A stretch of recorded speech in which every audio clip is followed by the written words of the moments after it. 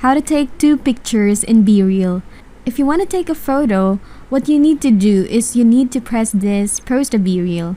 And as you can see, I need to allow some things over here. Basically, this is my back camera. And if you're going to take a picture with it, just wait a moment and it will also take a picture with your front camera. I'm camera shy. I'm camera shy. So basically, the small frame in the top left is where your front camera will be placed. The bigger or the main screen here is the back camera. Now you can send it.